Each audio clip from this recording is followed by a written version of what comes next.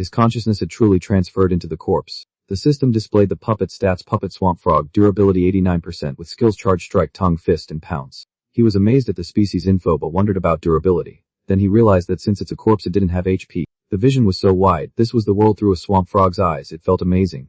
Having invaded all the nerves, he even inherited muscle memory, so the body felt like his own with no need to readapt. But when his consciousness entered the puppet, his original body went into auto mode. That seemed risky. In battle he'd need to hide properly first. Forget it, he was going to test drive this new body. Excited, he tried to make the frog catch a fly using tongue fist. He kept trying to control the frog to catch a fly. He commanded the frog to pounce on a small snail, shouting for it not to run. The system warned that the signal was weak and the connection was lost. Before he could catch the snail, the connection to the frog was severed. He estimated the distance to be about 30 meters. So he couldn't control the parasitic puppet too far from his original body. The snail moved away. Suddenly the frog jumped up, and he called out in surprise. Was it revived? No, it was automatically hopping around wildly. Then he understood. He explained there were two modes: active dominion and auto mode. His original body was like a signal tower. When actively controlling too far away meant signal loss. Near the original body the puppet would trigger auto mode and act on its living instincts. But the auto mode didn't seem very smart. He decided to recall the puppet. The system noted one swamp frog puppet. So if he defeated a strong enemy, could he parasitize its corpse too? If he could parasitize high-level monsters, he could build a powerful army to fight the evil church. He chuckled and continued looking for suitable targets. The scene shifted. The slime mold was now fighting some creature. He took sunny damage from a water jet. He demanded who dared ambush him, then shouted, "Here I come, and are you ready?" He saw a water-spitting crab. Perfect material delivered itself. He was surprised to realize it wasn't a crab but a pufferfish. He exclaimed that everyone treated him like a meal. He'd showed him the power of a level 50 low-level monster lord with confidence from his level. The pufferfish inflated and used water gun, shooting a jet of water at him. He dodged the pufferfish's projectiles. He fired back with plasmodial barrage, shooting projectiles at the pufferfish. The projectiles hit the water, causing a huge splash. He wasn't about to let it escape after attacking. He used Morph Net, transforming his body into a large net to catch the pufferfish. The system announced defeat, granting experience points. He was amazed at how much he got. The pufferfish dissolved. He obtained a new puppet corpse. Puppet pufferfish, durability 99%, skills water gun, steel bite, and inflation. The scene changed. The slime mold was on a tree observing a crab feeding below. He suddenly pounced on the crab. He wrapped the crab in his slime. As the crab tried to shake him off, he drilled into the gaps in its shell. He successfully parasitized the crab. The system granted experience points for defeating the target, and dominion activated. He now had a swamp crab puppet. Its stats showed durability 99%, skills water gun, foam, and pinch. The scene shifted to a swarm of bees using a skill called swarm summon. Controlling the frog, the slime mold charged at the bees, boasting, "Watch my power, croak." The frog used empowered tongue, whipping its tongue around and striking the bees with a series of loud smacks. The bees got stuck to the frog's tongue, and the frog swallowed them all in one gulp, earning experience points. A golden vortex swirled as energy converged. The magical bees used their stingers to create a ball of fire. The slime mold realized a honey bomb was coming and that the swamp frog alone wouldn't cut it, so he switched consciousness. He shifted control to the crab. The crab fired a water gun, a stream of water shooting toward the bees with a poof sound. The two forces collided in a massive explosion, but the system warned that the crab puppet had run out of water and could no longer use water gun. The crab's water was completely depleted and the slime mold gasped. But the bees' attacks were overwhelming, buzzing fiercely. A fiery explosion scorched both the crab and frog puppets, leaving them charred, as the slime mold sighed. Just as the bees thought they had won, another attack struck them from behind. The slime mold cheered for a successful ambush, having controlled a pufferfish for the surprise attack. He performed another consciousness shift.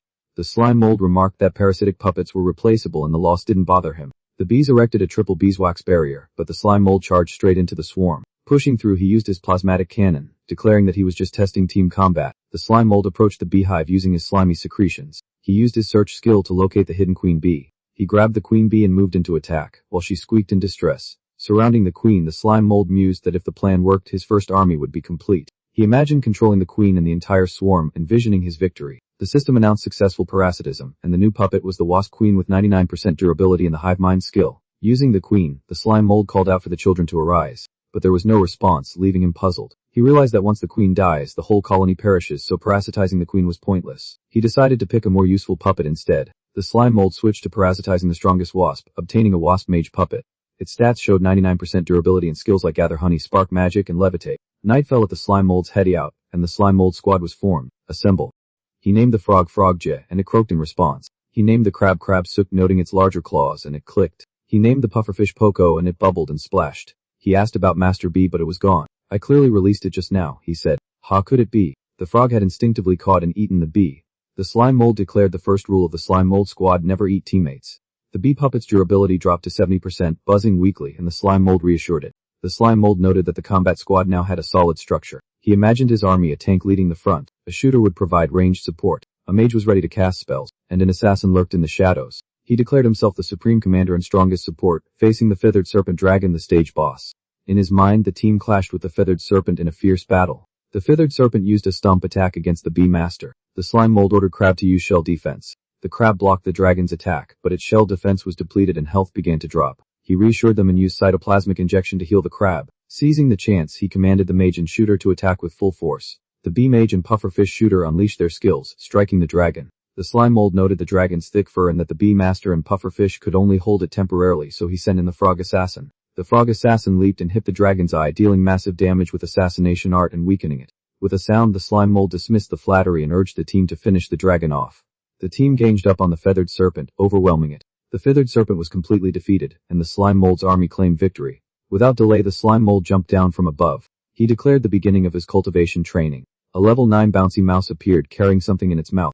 Suddenly, a cat caught the mouse with an empowered tongue attack. The level 1 mimic stone cat devoured the mouse. Startled, the cat looked up and meowed in surprise. A level 35 swamp giant mosquito attacked and killed the cat instantly. The mosquito proceeded to suck the cat's blood. A gasp was heard. With a boom, the mosquito finished draining the cat completely. After feeding, the mosquito laid eggs on the lake surface. Fish below rushed to eat the falling eggs. Suddenly, an electric discharge killed the fish and mosquito in the water. A level 44 electric catfish emerged, feeding on the electrocuted remains. The electric catfish began to glow, preparing to evolve. The slime mold watched from above, shocked at yet another evolution after the serpent bird. The catfish evolved into a level 52 thunder catfish, displaying its new ability, Thunder Flash. The scene returned to a serene forest pond with lily pads. The slime mold marveled at the evolution, wondering if monsters were evolving more frequently. The system began loading the world background for the knowledge encyclopedia. The system revealed that the swamp forest was in class danger zone where evolution was common, and life ranks ranged from weak to king level. It recounted a past battle where the regional king mobilized all monsters to siege a target, resulting in total defeat and ecosystem damage. Now in recovery, the land accumulated magic to restore the ecosystem, allowing monsters to evolve again. Surviving medium monsters became the biggest beneficiaries of the magic surplus, gaining priority in evolution. The system noted that evolution wasn't just about starting point, luck could let low-level monsters rise, and the food chain was about to be completely reshuffled for a new king. The knowledge encyclopedia was complete, and the slime mold understood. He found Gon's database useful but wondered if his parasitized puppets could evolve. He also questioned why the electric catfish, only one level below him, seemed so much stronger. The system explained that level wasn't absolute, species traits and skills mattered, and there was no data on puppet evolution. Sensing an electric current in the water, the slime mold decided to check out the commotion. Rushing toward the glowing electric current, the slime mold was startled by what he saw. A thunderous boom echoed as an electric catfish and a swamp crocodile clashed in a violent fight. The crocodile, a level 60 swamp croc, had clamped its jaws onto the catfish's body. With a powerful bite, the crocodile severed the electric catfish in two. Both creatures lay dead, and the slime mold couldn't believe his luck delivered right to his doorstep. But one was rotten and the other charred. Parasitizing them was out of the question. He complained about the residual electricity still crackling all around. He consumed 1 in 15 portions of honey to prepare for what came next. A system notification: nutrition overload, boosting his HP to 50,000 for 1 hour, though his current AP was only 3,989. He immediately began decomposing both the catfish and the crocodile.